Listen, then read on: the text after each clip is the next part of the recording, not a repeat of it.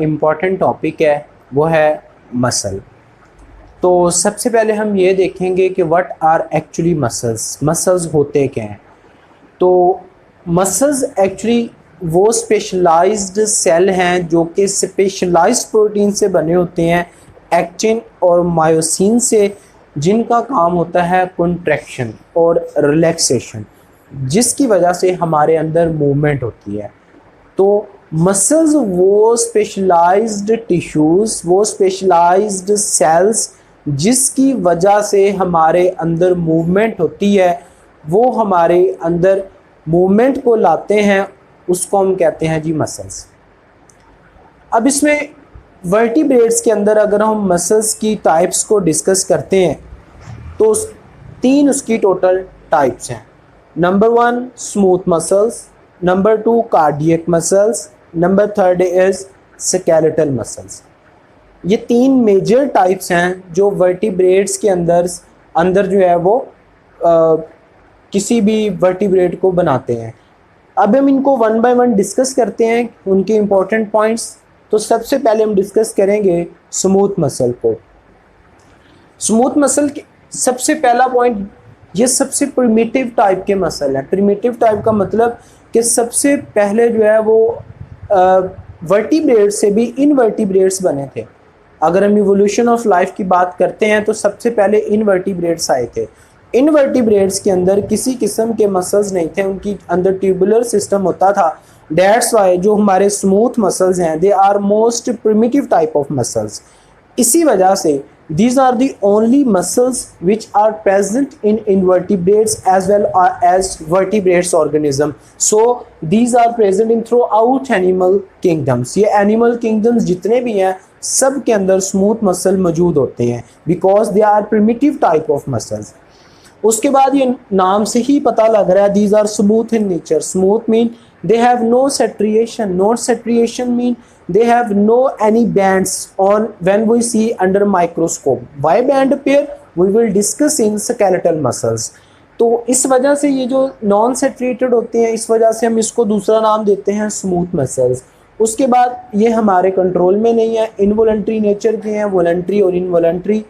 Involuntary muscles उन muscles को कहते हैं जो हमारे कंट्रोल में नहीं है, they are not under our consciousness, उसको इनवॉलंटरी। जो हमारे कंट्रोल में है जिस तरह स्केलेटल मसल है उसको हम कहते होते हैं वॉलंटरी मसल्स।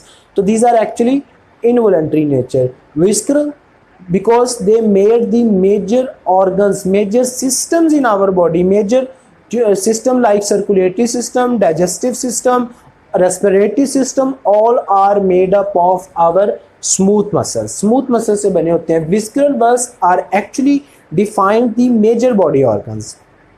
उसके बाद ये कहाँ पे होते हैं? डाइजेशन में, रेस्पिरेटरी सिस्टम में। सिंपल, जहाँ भी ट्यूबुलर सिस्टम आएगा उसके अंदर आपके जो मसल आएंगे that will be smooth muscles.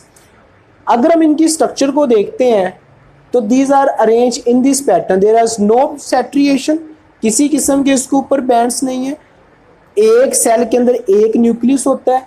ये इस तरह जो है वो इसकी स्मूथ जो है वो शेप बनेगी किसी। और उसके बाद जो सेकेंड टाइप हमारे पास मसल की आती है डेट इज कार्डियक मसल्स। जैसे कि study of heart is called cardiology. इस वजह से ये जो मसल्स हैं जो हार्ट से रिलेटेड है हमारे, उनको हम कार्डियक मसल्स कहते हैं। These are the muscles of the heart. Common sense, these are also involuntary nature. ये भी हमारे कंट्रोल में नहीं है, इस वजह से इसकी जो नेचर है वो भी इनवॉलंटरी है। उसके बाद दी शो इर्रेगुलर स्ट्रिप्ड। क्या मतलब? अगर हम इस मसल्स को देखते हैं तो ये जो हमारे पास जब हम माइक्रोस्कोप के नीचे देखें तो इसके ऊपर हमें ये सेट्रिएशन नज़र आती है, ये वाली। हमें नहीं पता कि वो किस तरह है, कहाँ से उन्होंने शुरू होना है, कहाँ पे ख़त्म होना है। These are irregular type, not specific starting point, no specific ending point. That's why irregular strips are shown when we see cardiac muscle under microscope. इस वजह से हम कहते हैं दीज आर इर्रेगुलर स्ट्रिप्ड और इर्रेगुलर सेट्रिएटेड। उसके बाद these are intercalated disc. Intercalated disc, इस मसल्स की जो नेचर है कार्डियक मसल की वो हमें नज़र आ रही है। These are branch in nature, branched बनती हैं इसके अंदर, ये ब्रांच, ये और ये। इनके कहीं कहीं अंदर सेल्स को जोड़ने के लिए एक डिस्क लाइक स्ट्रक्चर होती है, उस डिस्क लाइक स्ट्रक्चर को हम कहते होते हैं जी intercalated disc. This is specific for heart muscle. These are not present in any other muscle. Branched, irregular, stripped, and number third is intercalated discs are specified to the heart muscle. That's why we said that they are cardiac in nature. जितने भी हम muscle देखेंगे उनके अंदर ये gap नहीं आएंगे। यहाँ पे तो गैप समझाने के लिए छोड़े हैं, लेकिन यहाँ पे हार्ट मसल में स्पेसिफिकली गैप्स होते हैं। उन गैप्स का पर्पस ये होता है because heart can be over contract and relax. Nature ने उनके दरमियान थोड़ा थोड़ा गैप छोड़ा है। उसकी रीज़न ये हो सकती है, जो पॉसिबल रीज़न, क्योंकि उन्होंने हार्ट ने कॉन्ट्रैक्ट होना होता है, रिलैक्स होना होता है। इस वजह से ब्लड प्रेशर को कंट्रोल करने के लिए इनके दरमियान में जो है वो गैप्स होते हैं। And number third, that are very important, these are the skeletal muscles. These muscles are shown.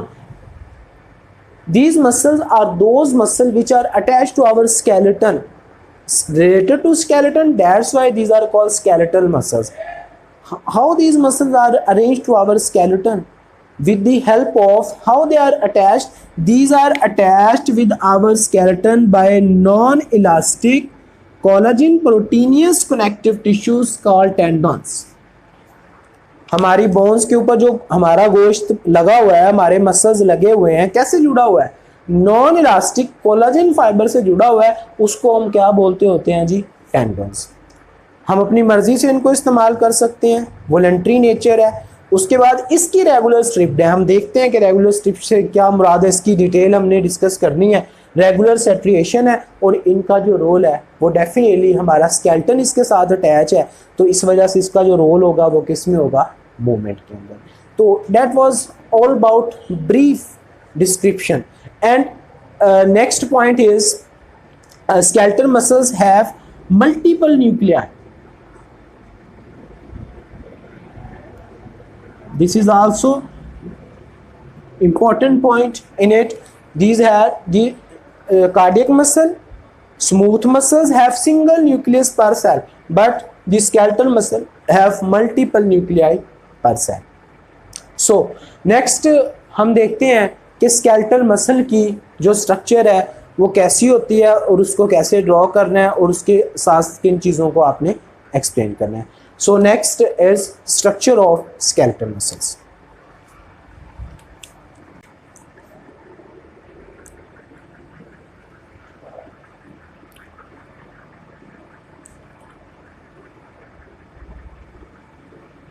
ये हमारे पास बोन है, यानी कि स्केलेटन।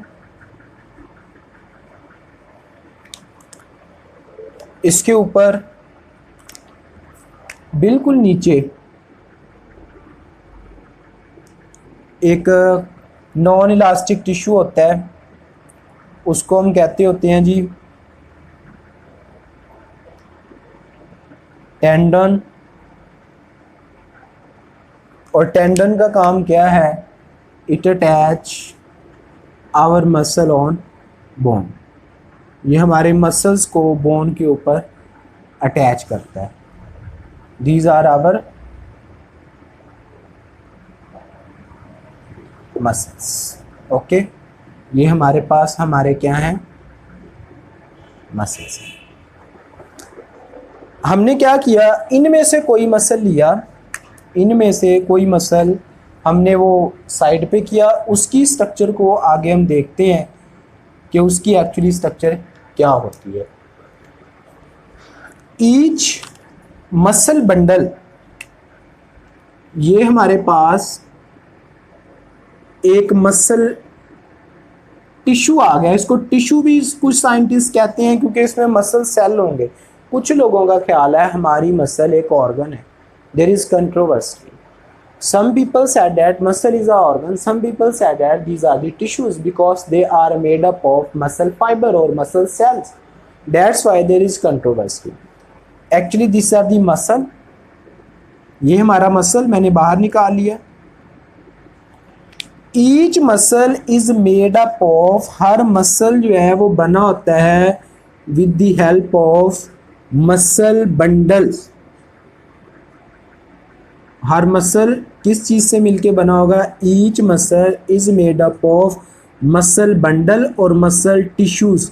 ये हमारे पास है मसल टिश्यूज़, इसको मसल है। मसल के अंदर जो चीज़ होती है जिसने मसल को बनाया होता है, these are the muscle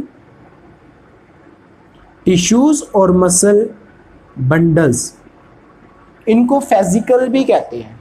entry test में एक बार आया था कि मसल बंडल्स का दूसरा नाम दैट इज फेजिकल। अब ये जो मसल बंडल है, अगर हम इसको फर्दर देखें, ये हमारे पास मसल बंडल है, इसको अगर हम फर्दर देखते हैं, then each muscle bundle is made up of each muscle bundle is made up of smaller units called, ये हमारे पास मसल, एक मसल आ गया है,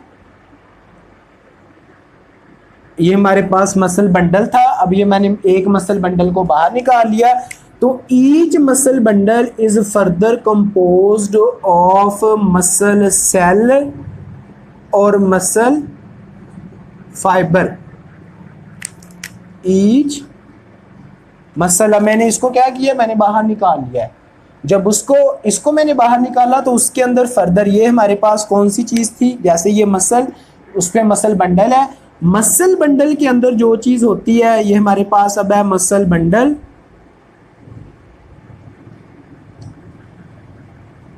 मसल बंडल के अंदर जो स्ट्रक्चर हमारे पास मौजूद है उसको हम कहते होते हैं जी मसल फाइबर, और या उसका दूसरा नाम है मसल सेल। इसके कुछ पॉइंट्स हैं, क्या होता है जी? नंबर 1, ये मसल फाइबर का बता रहा हूँ। मसल फाइबर, इसका डायामीटर 10 to 100 माइक्रोमीटर होता है, number 1। Number 2, muscle fibre cylindrical cells होते हैं। ये cylindrical cell have multiple nuclei. उसके बाद इसकी जो मेम्ब्रेन होती है उसको कहते होते हैं जी हम sarcolemma. Lemma mean membrane, Sarco mean muscles. उसके बाद जो इसका साइटोप्लाज्म होता है उसको हम कहते होते हैं जी सार्कोप्लाज्म।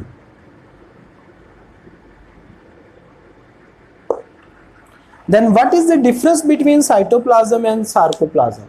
सार्कोप्लाज्म में दो चीजें एडिशनल होती हैं, वो कौन कौन सी हैं? सार्कोप्लाज्म के अंदर एक ऑक्सीजन स्टोरिंग प्रोटीन होती है जो फर्स्ट ईयर में पढ़ा था, मायोग्लोबिन, जिसके अंदर, जबकि हर साइटोप्लाज्म में मायोग्लोबिन नहीं होती, सिर्फ मसल्स के सेल में होती है, मसल फाइबर के अंदर होती है।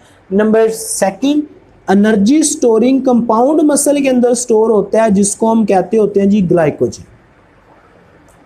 Each muscle fiber has cytoplasm called sarcoplasm, and these sarcoplasm has two most important factors, that is myoglobin and stored energy storing compound, that is glycogen. These are characteristics of, ये किसके characteristics मैंने लिखे हैं? These are characteristic of each muscle fiber और muscle cell। ये muscle cell के मैंने कुछ प्रॉपर्टीज यहां पे ऐड कर। देन ईच मसल सेल, हम उससे आगे बढ़ते हैं। अब सेल के अंदर क्या है? पहले मसल को अटैच किया हुआ है टेंडोन्स ने, हमने मसल को लिया, ये मसल आ गया। Each muscle is composed of muscle bundles. उसके बाद हमने मसल बंडल लिया, मसल बंडल के अंदर कौन सी चीज होती है जी? मसल फाइबर और मसल सेल। अब हम ये देखेंगे मसल फाइबर और मसल सेल के अंदर क्या है, उसको जब हम देखते हैं, इसकी डिटेल स्ट्रक्चर हम देखते हैं मसल फाइबर की भी। ईच मसल सेल, ये हमारे पास अब मसल सेल है, ये हमारे पास अब मसल सेल मैंने बाहर निकाला है,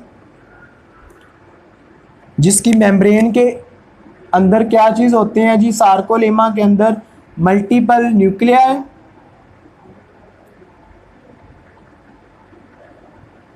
मल्टीपल क्या होते हैं जी, न्यूक्लियाई। ठीक है, उसके बाद ईच मसल फाइबर, अगर हम इसकी स्ट्रक्चर देखते हैं मसल सेल की या मसल फाइबर की, एक ही चीज है।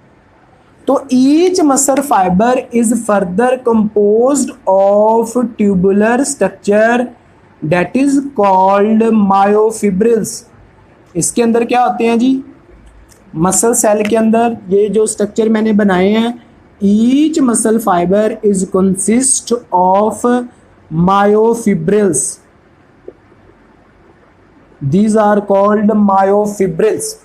मसल सेल के अंदर जो स्ट्रक्चर होते हैं उसको मायोफिब्रिल्स कहते हैं। दीज मायोफिब्रिल्स, इनके क्या कैरेक्टरिस्टिक्स है मायोफिब्रिल्स की, इसका diameter that is equals to 1 to 2 माइक्रोमीटर, फ्यू माइक्रोमीटर इसका डायामीटर होता है,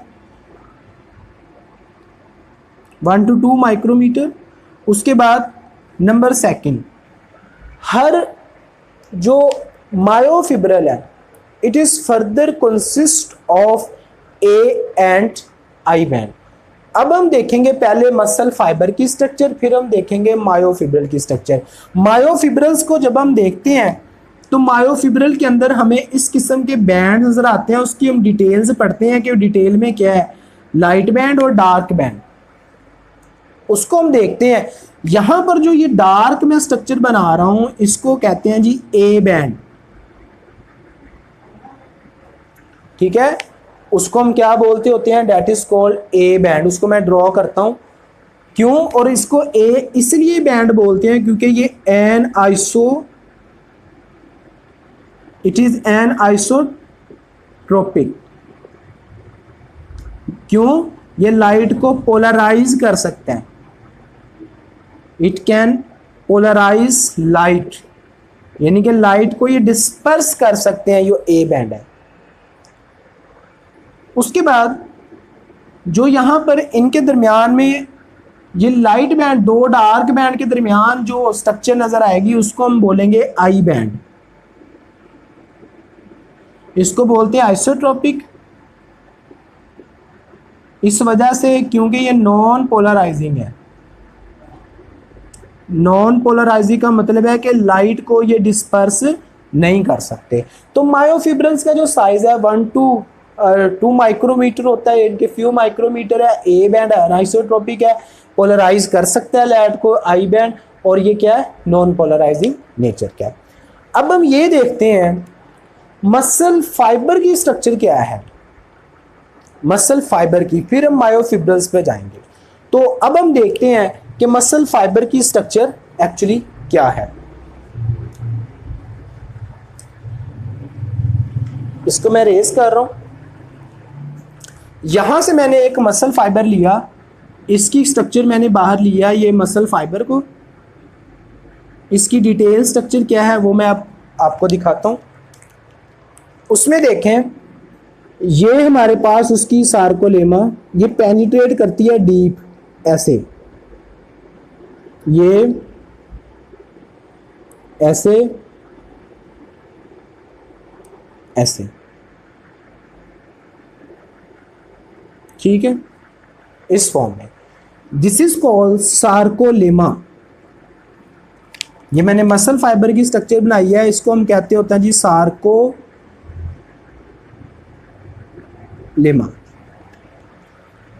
मेम्ब्रेन, अंदर जो फ्लूइड है इसके अंदर डिफरेंट टाइप्स की, उसके अंदर ग्लाइकोजन मैंने बताई स्टोर, दूसरी सब्सटेंसेस होती हैं, वो सारा कुछ इसके अंदर डिसॉल्व है। उस फ्लूइड को हम बोलते होते हैं जी sarcoplasm.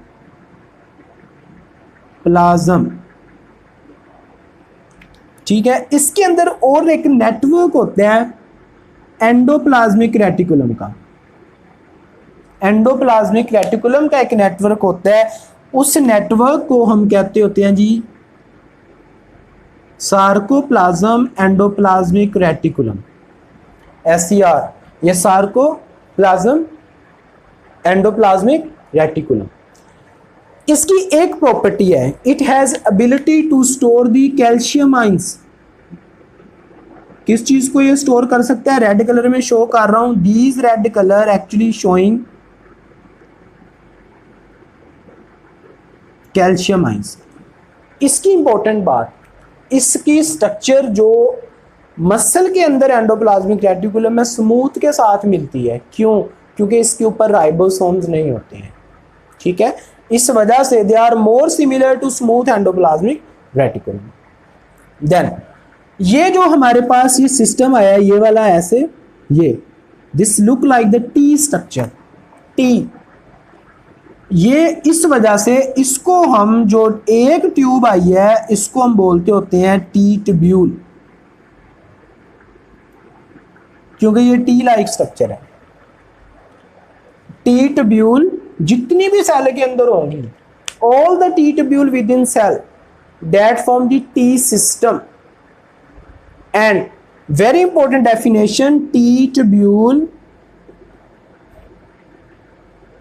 Plus the system of endoplasmic reticulum, T tubule, and the system of adjacent endoplasmic reticulum is called triads। उसको हम क्या कहते होते हैं जी? ट्राइएड्स। और उसके ऊपर कौन से आयन स्टोर हैं? That are calcium. This is the structure of single muscle fibre और मसल सेल। इसी के अंदर ये माइक्रो फिब्रल जो है वो अंदर अरेंज हुई होती हैं, इसी के अंदर है। इस फॉर्म में अगर मैं इधर से मेंशन करूं, यहाँ पर जो स्ट्रक्चर अंदर इसके अंदर पेनिट्रेट की होती हैं, वो कौन सी स्ट्रक्चर है हमारे पास? मायोफिब्रिल्स। अब हमने ये पढ़ना है कि मायोफिब्रिल्स में जो बैंड्स नजर आते हैं, उनकी स्ट्रक्चर जो है वो किस तरह है। अब ये देखिएगा, यहां पर अगर हम इसकी स्ट्रक्चर को देखते हैं, सबसे पहले हम मायोफिब्रिल की स्ट्रक्चर को देख रहे हैं। मायोफिब्रिल के अंदर क्या होता है? अगर हम उसको बाहर निकालें ऐसे ऐसे, ये मैंने एक मायोफिब्रिल को बाहर निकाल लिया है, तो हमें इस किस्म की इसके ऊपर स्ट्रक्चर नजर आएगी। डार्क बैंड, ये हमारे पास क्या नजर आएंगे? लाइट बैंड, इस किस्म की। और फिर से हमें ये क्या नजर आएंगे? Dark band. This are called dark band. इसको हम ए बैंड कहेंगे या डार्क बैंड। और ये वाले, इसको हम क्या कहेंगे? Light band. What are actually these bonds? ये बॉन्ड्स एक्चुअली क्या हैं? अब इसको हम अंडरस्टैंड करने की कोशिश करते हैं। इसकी स्ट्रक्चर कुछ ऐसे है, अगर हम इसको देखें, ये हमारे पास स्ट्रक्चर है। अगर हम इसी को आगे देखें तो मैं इसको सेपरेटली ड्रॉ करता हूं। ये हमारे पास डार्क बैंड ऐसे, ये हमारे पास दूसरा डार्क बैंड। इस डार्क बैंड के अंदर आगे फर्दर कंपोजिशन होनी है, वो भी हम पढ़ते हैं। ये डार्क बैंड है, इनको इनक्लोज्ड किया होता है साइड से लाइट बैंड ने। ये वेरी इंपॉर्टेंट कंटेंट, बहुत इंपॉर्टेंट कंटेंट है ये। इसको यहां से लेके यहां तक ये जो हमारा पोर्शन है, ये वाला जो ब्लैक कलर में है, इसको कहते होते हैं ए बैंड। क्योंकि अंडर इलेक्ट्रॉन माइक्रोस्कोप एक्सरेज के साथ अगर हम एक्सरेज की 6 पिक्चर देखें तो हमें ये डार्क नजर आएगा, इस वजह से इसको डार्क बैंड ए बैंड कहते हैं। एक इसलिए वर्ड लगाया क्योंकि मैंने बताया ये एन आइसोटोप एसो ये है एंड एसोट्रोपिक है, लाइट को पोलराइज कर सकता है। ये वाली जो स्ट्रक्चर है यहां से लेकर यहां तक, ये वाली, ये जो ब्लू कलर में आपको नजर आ रही है, ये वाला हमारे पास जो बैंड आता है इसको लाइट बैंड कहते हैं, या फिर हम इसको कौन सा बैंड कहते हैं, I band, I band, A band. Got it. Next ये वाला जो यहां पे देखें, ये हमारे पास light dark, light dark, light dark, light dark, overlapping region थोड़ा सा होता है, वो हमें बिल्कुल डार्क नजर आएगा। इधर से भी जहां पे ओवरलैपिंग है ये बिल्कुल डार्क नजर आएगा। सेंटर में ये जो हमें पार्ट नजर आ रहा है, ये वाला जो पार्ट हमें सेंटर में नजर आ रहा है अंडर माइक्रोस्कोपिक पिक्चर, ये जो एक्सरेज की पिक्चर में इस जोन को ये हिले, यानी कि ये ब्राइट नजर आता है, इस जोन को हम बोलते होते हैं जी एच जोन। इस जोन को हम क्या बोलते होते हैं जी, H zone. The bright area, this bright area जहां पे सिर्फ ये बैंड है, आई बैंड नहीं है, उसको हम एच जोन बोलते होते हैं, क्योंकि ये ब्राइट होता है। हेले का वर्ड का मतलब ही ब्राइट होता है ग्रीक में। इसको एक और प्रोटीन की लाइन बाइसेक्ट करती है सेंटर से, ये it is H zone is bisected by a protein, Teton protein होती है, बुक में नहीं है। इस लाइन को जो कि सेंटर में है, जिसने एच जोन को बाइसेक्ट किया है, उसको हम क्या बोलते होते हैं जी, एम लाइन। अगेन ओवरऑल जो ये था ए बैंड, यहां से लेके यहां तक ये आई बैंड, जो जहां पे ओवरलैपिंग हो रही है ये जो डार्क रीजन आएगा, एच जोन का वो रीजन, सॉरी ए बैंड का वो रीजन जहां पे ओवरलैप रीजन नहीं है, वो में ब्राइट नजर आता है, उसको हम एच जोन कहते हैं। एच जोन को जो लाइन बाइसेक्ट करती है वो एम लाइन है, ये प्रोटीन है। और इसी तरह इन सब को जो पकड़ने वाली ये वाली स्ट्रक्चर है, जिसने इसको बाइसेक्ट किया, ये भी प्रोटीन है। और यहां पर भी आई बैंड को जो लाइन बाइसेक्ट कर रही है, आई बैंड को या लाइट बैंड को, उस लाइन को हम कहते होते हैं जी Z line. These are called Z line. ये भी जी लाइन। ज्विश, ज्विश का मतलब होता है बिटवीन, जो आई बैंड के दरमियान में है उसको ज्विश लाइन कहते हैं। ये भी जी लाइन, ये भी जी लाइन।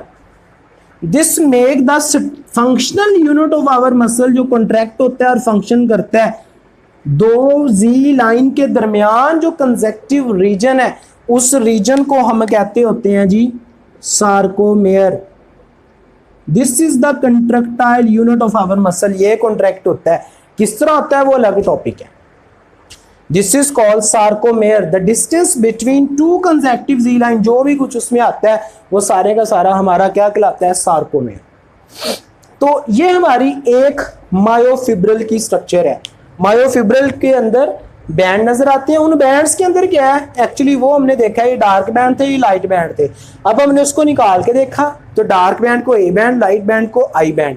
डार्क बैंड के दरमियान में जो नॉन ओवरलैपिंग रीजन है, ये लाइट डार्क, ये लावा एच जोन, उसको जो बाइसेक्ट करती है वो एम लाइन, मिडल लाइन। और जो ये वाली है जो आई बैंड को कर रही है लाइन, उसको ज्विश बिटवीन, उसको हम कहते हैं जी जी लाइन। दो जी लाइन के दरमियान जो यूनिट है जो कॉन्ट्रैक्ट होगा, ऐसे ही बंद होना है, उसको हम कहते होते हैं जी sarcomere. This is the smallest contractile unit of our muscles.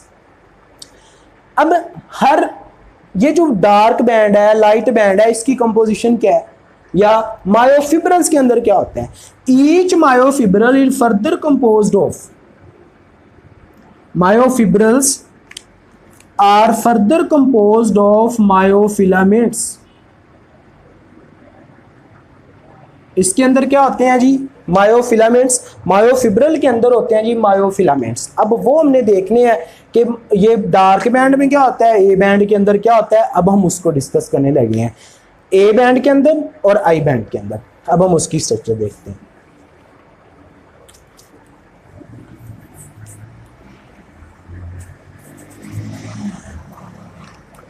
तो इसकी स्ट्रक्चर अगर मैं देखें, सबसे पहले मायोफिलामेंट्स की टू टाइप्स हैं।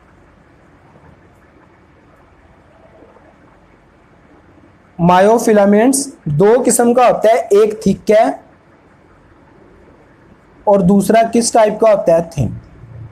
जो थिक फिलामेंट है इसकी कंपोजिशन में जो चीज आती है थिक फिलामेंट की, वो हमारे पास मायोसिन है और ये ए बैंड को बनाती है। किसको बनाती है जी, ये ए बैंड को।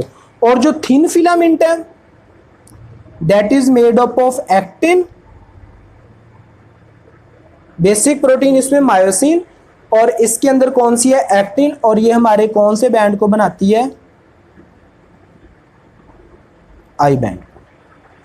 ये आगे देखें आई बैंड को, ये डार्क बैंड के अंदर जो सारे फिलामेंट्स होंगे, इसके अंदर जो फिलामेंट्स होंगे हमारे पास within this A band, वो किसके होंगे, थिक होंगे। किसके बने होंगे, वो सारे के सारे फिलामेंट थिक के, थिक फिलामेंट होंगे। और जो हमारे इस बैंड को बनाएंगे लाइट बैंड को, वो सारे के सारे किस चीज़ से मिलके बने होंगे, थिन फिलामेंट से, माइक्रो फिलामेंट से, और ये आई बैंड को बनाता है। अब इसकी कंपोजिशन हमने चेक करनी है कि फिलामेंट्स के अंदर एक्चुअली क्या होता है।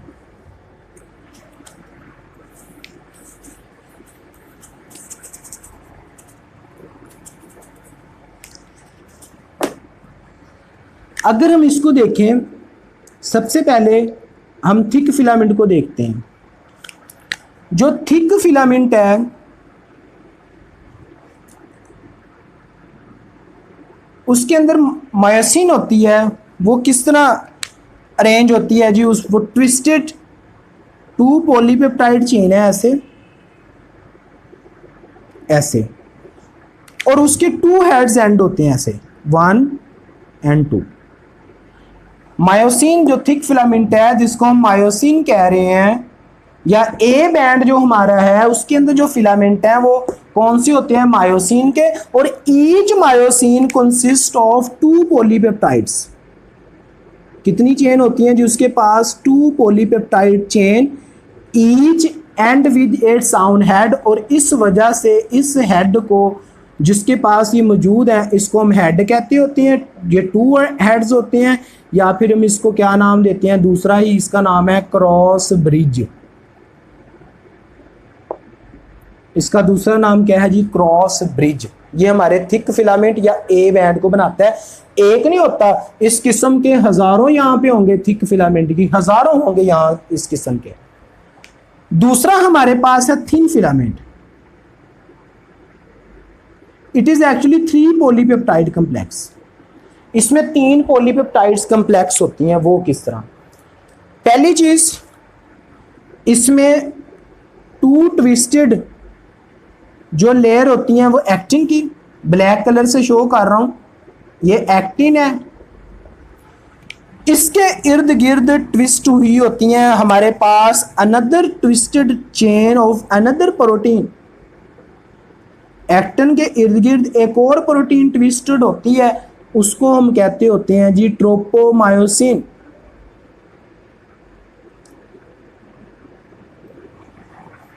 ठीक है। और ट्रोपोमायोसिन और इन सबको जो बाइंड करने के लिए जो 3rd पॉलीपेप्टाइड की चेन होती है, उसको चेन को हम बोलते होते हैं जी ट्रोपोनिन। ये सारी प्रोटीन की लेयर है। एक्टिन के ऊपर ट्रोपोमायोसिन, ट्रोपोमायोसिन के ऊपर एक्टिन ट्रोपोनिन, और ट्रोपोनिन के ऊपर जिस चीज का एक्टिव साइड होता है, जिस चीज ने बाइंड होना होता है, ट्रोपोनिन के ऊपर जिस चीज का बाइंडिंग साइट होता है, वो हमारा पास है जी calcium binding site. This is called calcium binding site. ये कैल्शियम बाइंडिंग साइट है, इसके ऊपर आके कैल्शियम ने लगना होता है, ये एमसीक्यू आता है। और जो एटीपी एंजाइम ने लेनी होती है कॉन्ट्रैक्ट और रिलैक्सेशन के लिए, वो एटीपी साइट जो है वो हमारे पास होता है इस हेड के पास। एटीपी बाइंडिंग साइट है ये। एटीपी बाइंडिंग साइट, एटीपी इधर लगेगी, कैसे लगेगी वो लेग क्वेश्चन है। तो ये वाले फाइबर ए बैंड को बनाते हैं, ये वाली जो फाइबर है ये हमारे आई बैंड को बनाते हैं। इस तरह हमारी जो अल्ट्रा स्ट्रक्चर है, जो एनाटॉमी है स्केलेटल मसल की, वो अपने इख्तिताम को पहुंचती है। कल ये हम पढ़ेंगे ये किस तरह कॉन्ट्रैक्ट और रिलैक्स होता है। तो आज का हमारा टॉपिक अपने इख्तिताम को पहुंचा। So stay blessed. अल्लाह हाफिज़।